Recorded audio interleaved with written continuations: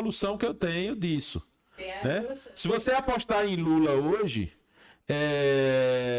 você aposta para cada R$1 que você apostar, você vai receber R$1,47. 1,4. E se você apostar em Bolsonaro, você recebe R$2,50. Então Bolsonaro tá perdendo. Então Bolsonaro tá perdendo. A chance de Bolsonaro é bem menor Tem muita gente do que a chance de Lula. Tem muita gente acreditando que tem um mecanismo aí que vai interferir de um jeito ou de outro. Não, mas veja só. Aí o aposta em Bolsonaro hoje está dando R$2,50.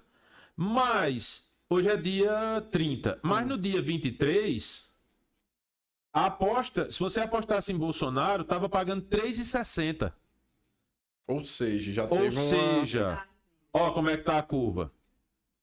Caramba! Lula tá caindo e Bolsonaro fez VUP.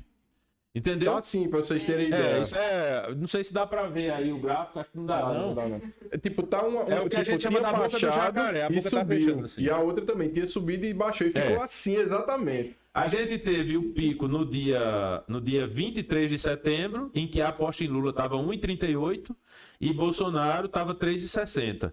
Hoje, dia 30, se você apostar em Lula, dá 1,47, então aumentou de 1,38 para 1,47. E a de Bolsonaro caiu de 3,60 para 2,50. Tu vai arquivando essas coisinhas tudinho para ter como material. É tanto print no mundo aqui que você nem imagina. Emerson, muito obrigado pela presença. Eu que agradeço. E só uma última coisa, assim, pra gente também não parar assim de uma vez. O que é que tu acha que Ciro vai fazer quando ele foi concretizado que não vai pro segundo turno? Tu acha que ele vai... Velho, porque, assim, a maior incógnita. Estão criando muita resenha aí. Ciro, Bolso, não sei o quê. Que estão colocando, a esquerda tá colocando como se ele estivesse querendo ajudar Bolsonaro. A gente sabe que não é isso, mas estão fazendo. Tu acha que vai dar em quê? Ele vai se embora de novo? Se embora não, porque ele disse que nem viajou, né? Ele vai se eximir ou vai realmente ceder à esquerda? Não, eu acredito que Ciro, ele construiu uma situação em que ele não tem mais como apoiar Lula no segundo turno. Ele não tem. Isso é impossível para ele. Isso seria a completa desmoralização. Isso seria pior do que ir. Não é ir para Paris, não. Isso seria pior do que ir para o Xinanã. Porque já foi humilhante três vezes assim, a situação dele de Subaterra. Isso seria pior do que ir para a Argentina, que é pior do que ir para Paris. Era tipo assim, o que é pior, Ciro? É ir para a Argentina ou dizer que vai apoiar Lula? É dizer que vai apoiar Lula. Então, assim, ele não tem mais essa condição. E aí ele tem dois caminhos. Ele tem o caminho. Inverso ao que Fernando Henrique fez com o Bolsonaro, porque Fernando Henrique não declarou voto, mas ele deixou muito claro que não é para votar em Bolsonaro de jeito nenhum, né? Então ele tem essa coisa de chegar e dizer, vote em quem, que é meio escroto, né? Você chegar no segundo turno e dizer, vote em todo mundo menos em Lula. Vote em todo mundo menos em Lula. Aí o cara diz, entendi, né? Só que Ciro sendo quem Ciro eu vejo que existe uma possibilidade que não é mais tão remota de Ciro no segundo turno apoiar Bolsonaro, sim.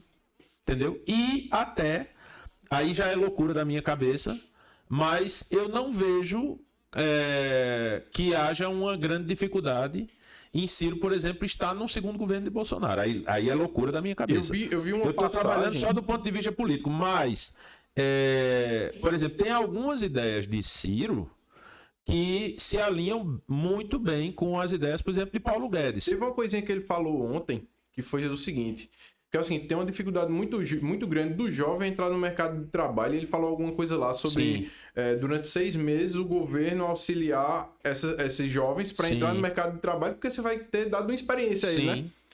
E eu acho que tem coisinhas ali que Ciro tem, que eu acho que se ele viesse para perto ali, ia ser uma contribuição muito boa e que ia surtir efeitos políticos positivos para ele. Ele não ia conseguir ser presidente do Brasil. Porque eu acho que Tarcísio vai torar tudo. Mas... eu vejo que, assim, o plano de Ciro, o plano B, né? Porque o perfeito seria se eleger, mas o plano B perfeito dele eventualmente apoiar Bolsonaro para tentar jogar uma pá de cal na esquerda, né? E inaugurar uma nova era de teatro das tesouras, entendeu? Dele chegar e, por exemplo, e em 2026 ele vir como candidato, entendeu? Mas aí você ter não mais a figura do Padre Kelmon. De você chegar como. Existe. Cara, mas aí é foda. Não, porque você tem, assim, Padre Kelmon meio que pegou pesado, né? Porque ele disse que eram 5 contra 2. Não são 4 contra 3, porque Felipe Dávila, o Novo, a tendência do Novo é muito ir para Bolsonaro no segundo turno. Eu acho que não vai, eles vão ficar isentos. Mas aí eu sugiro a você assistir. Tem uma entrevista de Christian Lobauer, que passou um tempo fora do Novo, voltou pro Novo, deu uma entrevista recentemente, e ele falou justamente sobre isso. Ele disse, eu voltei pro Novo porque eu acho uma idiotice o Novo ir por esse caminho de ficar isento no segundo turno. Então, eu tô dentro do Novo hoje para defender essa bandeira e mostrar que o Novo precisa se posicionar dentro de uma lógica de chegar e dizer, isso não é o que a gente queria. Mas isso é muito menos pior do que aquilo. Então precisa se posicionar. E aí o que é que acontece? Ciro, ele pode ter um posicionamento de chegar e dizer, velho, é o seguinte, eu sou um cara de posição, eu sou um cara covarde. Então, se vocês já sabem, obviamente, que eu não vou votar em Lula de jeito nenhum, eu não vou pedir voto para Lula de jeito nenhum, então, obviamente, e aí o discurso dele deve ir por esse caminho, de chegar e dizer, infelizmente, meus amigos, minhas amigas, estou falando aqui do meu coração, infelizmente a gente chegou numa situação em que o único caminho, a única opção que eu tenho é dizer para vocês que a gente precisa votar em Bolsonaro, porque a gente não pode deixar Lula voltar, e papapá, inclusive, né? Para manter coerência, papapá, e já nesse anúncio chegar e dizer, vote em Bolsonaro, eleja Bolsonaro e conte comigo para ficar metendo o cacete em Bolsonaro durante o governo todo. Inclusive, é um momento desse segundo mandato, todo mundo que apoia não é descer o cacete, mas cobrar bastante, né? Porque o plano dele é vir em 2026, porque aí em 2026 Bolsonaro não tem mais como se reeleger. Não. E aí o que é que você tem? Aí você vai ter um candidato de Bolsonaro, aí vamos supor que seja Tarcísio, que seja Tereza, que seja não sei o que e tal. E vai depender também do resultado ganhar, né? Mesmo que não ganhe, mas está se construindo uma marca, né? Aquele negócio. Lembra que eu falei? Eleição são vários anos. Projeto. Então, mas eu vejo que Ciro ele quer se colocar para 2026 como essa coisa do cara que eu avisei. E aí ele vai chegar e vai dizer, olha, eu votei em Bolsonaro em 2022, né? Eu venho mudando o pêndulo. Então eu era esquerda, aí eu fui, não sei o quê. Aí em 2018 eu fiquei isento, né? Eu fiquei aqui no meio, aí agora eu pendi mais um pouquinho aqui para a direita, e agora eu estou pendido mais para cá.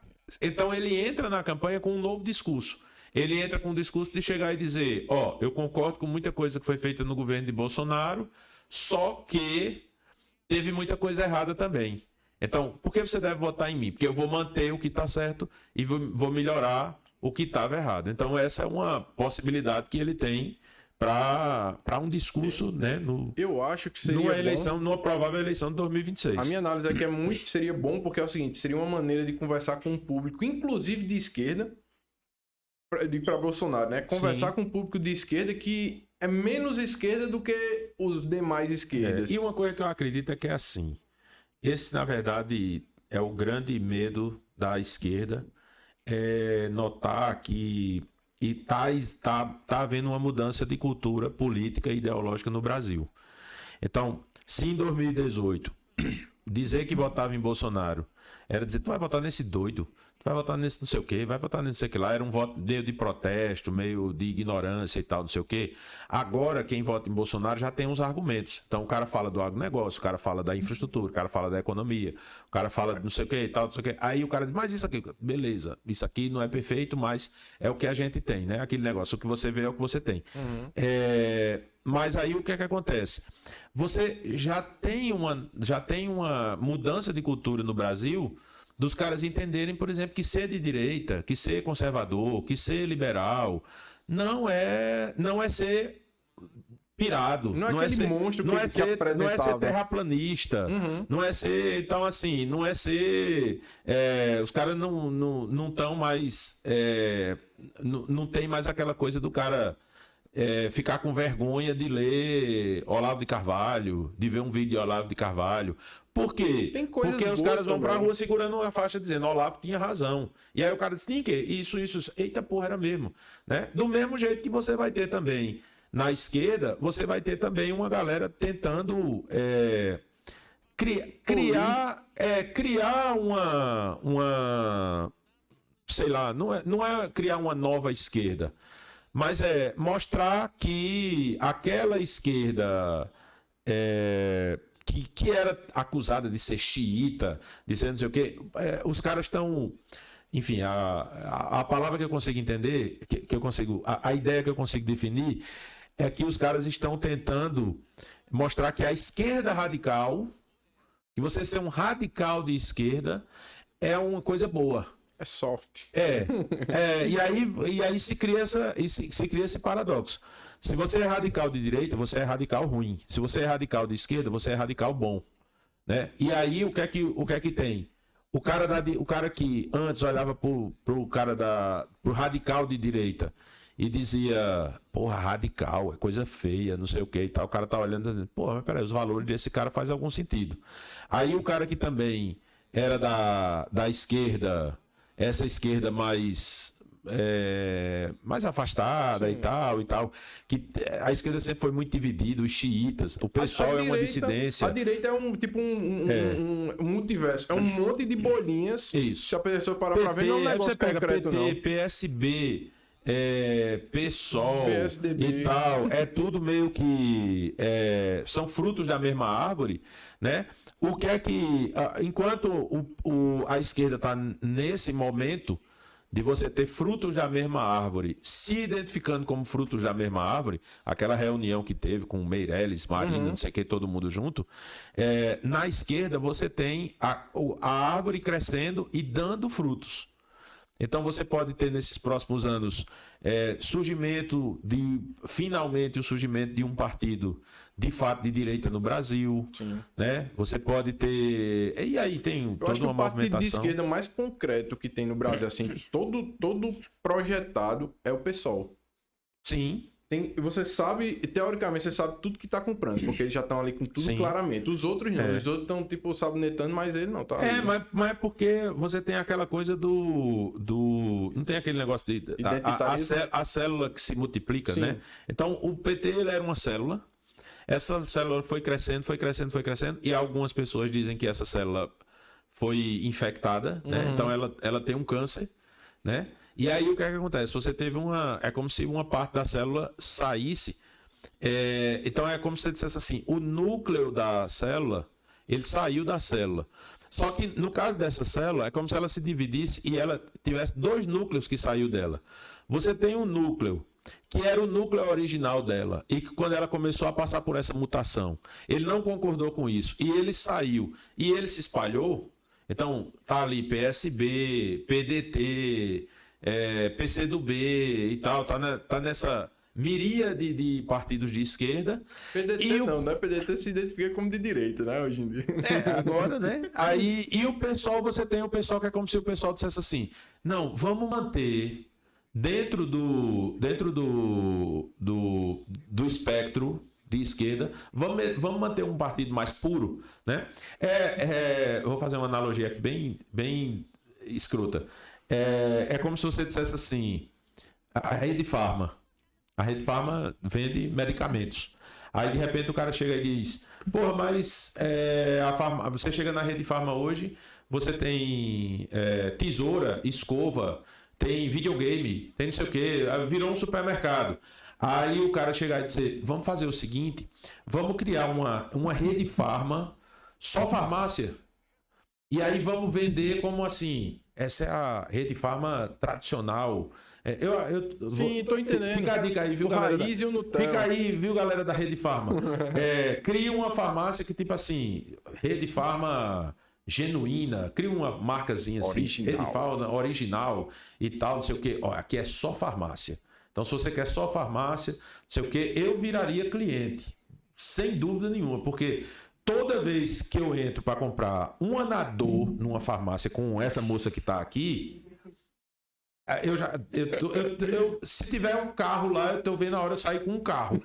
Eu fui na farmácia comprar o quê? Um Anador. Saiu com o quê? Saiu com uma Silverado.